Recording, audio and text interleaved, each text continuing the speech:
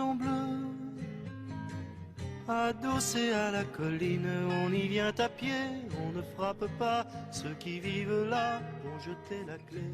Et pour faire un toit de chaume, il faut être chaumier.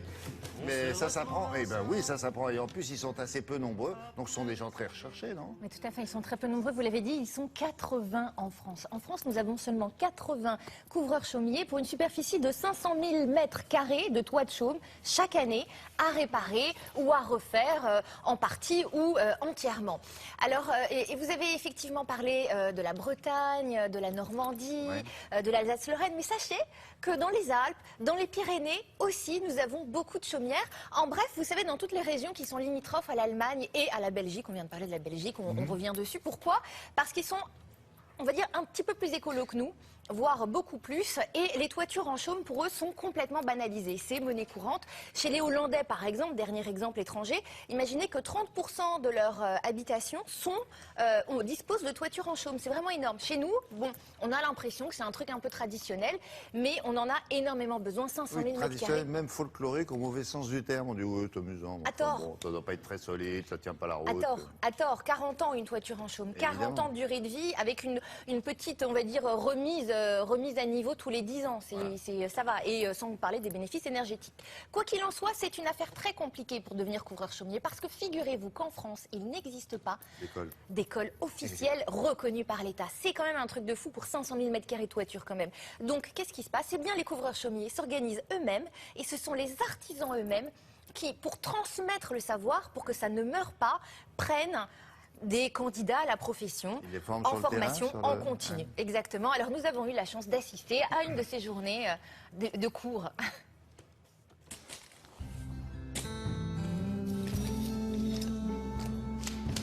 Le roseau doit être serré, mais il ne doit pas être écrasé. La pente idéale, c'est 50 degrés.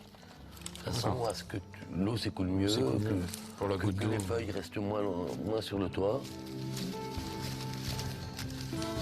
On est obligé de commencer par la partie théorique de façon à ce que le jeune comprenne bien avec quel matériau il va travailler. On va lui expliquer déjà ce que c'est que la couverture chaume, d'où vient le produit et comment il se travaille.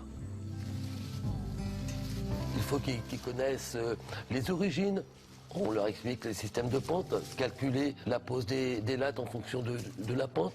Il faut qu'ils sachent tout ça déjà dans sa tête avant de commencer à travailler sur le toit.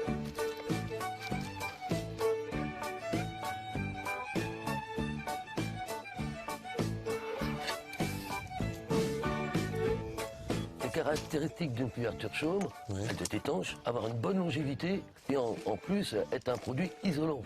Alors maintenant, tu vas le rebattre, tu poses une main sur le roseau pour pas qu'il se relève et tu rebats la rive. Au début, l'ouvrier expérimenté va le prendre avec lui, il va lui montrer comment il fait, pourquoi il tourne les bottes dans ce sens, pourquoi elles sont placées comme ça. Tu sens bien normalement dans la main où est le roseau le plus fin. Et puis après, on le mettra en essai sur des petits bâtiments et puis le geste viendra au fil des temps. Ce métier-là, plus on va l'exercer, plus le geste va venir rapidement. Un chaumier expérimenté va couvrir entre 5 et 6 mètres carrés par jour.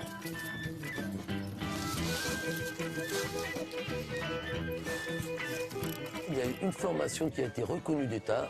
Aujourd'hui, il n'y en a plus.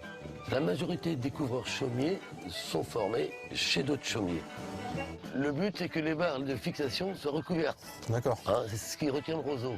Okay. Alors, il faut les protéger. Mais tu peux pencher légèrement ta batte. Voilà, comme ça. Voilà, parfait. Il y a quelques années, un chaumier était plus secret qu'un cuisinier. Il refusait, certains, de prendre des jeunes de peur de leur révéler des secrets qu'ils avaient appris eux-mêmes.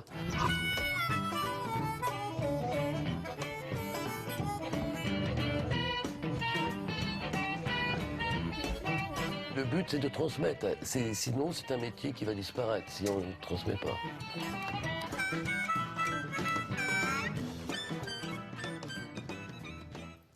C'est un reportage du syndicat d'initiative, on dirait une carte postale, tout est beau là. Bah oui, tout La est beau. maison est belle, le coucher de soleil, le brouillard, vous étiez où? Mais les images sont très belles, on était en Bretagne. Et pourtant, je peux vous dire qu'en termes de température et de brouillard, voilà, on y était, on a été gâtés. Ce jeune homme, il va avoir du boulot là, c'est sûr. Alors bien sûr, mais justement, alors c'est ce que cet artisan que nous avons donc rencontré explique, et il parle au nom de ses 79 confrères couvreurs chaumiers, c'est que il ne demande que ça, pouvoir transmettre et avoir des candidats à la formation. Bien sûr qu'ils ont du travail, évidemment. Merci beaucoup, Merci à mademoiselle, monsieur. On se retrouve.